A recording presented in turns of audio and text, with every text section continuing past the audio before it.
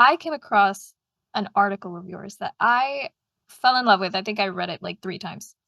And it's the one where you talk about peak shift. And Yeah.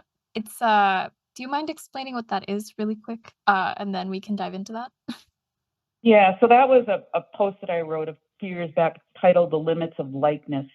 And I just want to clarify, I always like to give credit where credit is due. So peak shift, that term was described by the neuroscientist Ramachandran, V.S. Mhm. Ramachandran, in his book, The Telltale Brain. But it was originally termed supernormal stimulus in the 1950s by a Dutch biologist. So in my mind, that's just, I don't know why I find things like that interesting. But anyway, Ramachandran described peak shift kind of the same way that Tinberger did, the Dutch biologist, but he was a biologist. He was studying herring gull chicks. Ramachandran took the term and he turned it towards art and people, if you will. And he described it as the hard wiring of the brain to focus on parts of objects that matter the most. So, just to clarify there, first of all, as we just were discussing, we don't really see everything, but we see things that we notice things that catch our attention. And Mhm. so we are more apt to pay attention to those parts of the seeing process, those things that are kind of stand out, if you will, Mhm. that are a little different. So peak shift would go a long ways towards explaining how exaggeration and Mhm. simplification work in art, any kind of art, basically, sculpture, painting, whatever it may be. And you can think of caricature as a good example.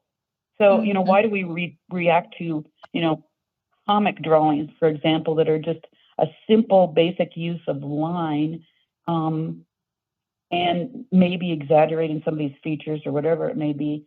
Why Right. are those so powerful? They don't have a lot of information in them. It's just that the information that's included is both exaggerated and simplified. So we notice Mhm. it. Like I said before, we tend to overlook a lot of stuff just because we see it all the time. So Mhm. stuff that's in things that are just real, if you will. It's like yawn, Yeah, I see this. I see people every day. But Mhm. something that's a little different can catch our attention. Now, if you don't want to go towards that caricature aspect or extreme exaggeration or whatever, you need to find something in the process. Let's talk about your peppers. Mhm. So you can never recreate those peppers to be the peppers that you set out on your table or wherever you were painting them. Right. You just can't do it. First of all, pigment is one type of color, and Mhm. light is another. So Mhm. two different, we've got CMY and RGB. They're two different processes of processing light and color and pigment and color.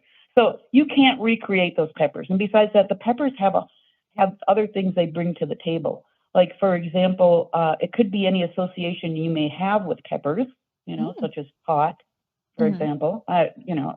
And I smell if you cut a pepper open. I mean, we can, in my mind, where I would go with it would be the color, Right. because the color is so strong. So you can't, if you accept that you can't recreate a pepper on your canvas, okay? Mhm. You can't take that three-dimensional object that has all kinds of interesting things about it and recreate that on your canvas. What can you do? So what you want to do is find that part that is to you most interesting. So Mhm. Ramachandran also went on to describe it as the ancient Sanskrit word rasa, meaning capturing the very essence or the spirit of something um, to evoke some kind of reaction. So if you can't capture the real thing, you need to Mhm. bring something else to the table. The Right. symbol image that you create on your canvas will always be lacking, no matter um, how oriented you are towards every nuance of that pepper, right? Mhm. Right. So you need to take it someplace else, if you will. It can still be realistic, Yeah. but the realism needs to go somewhere in a slightly different direction.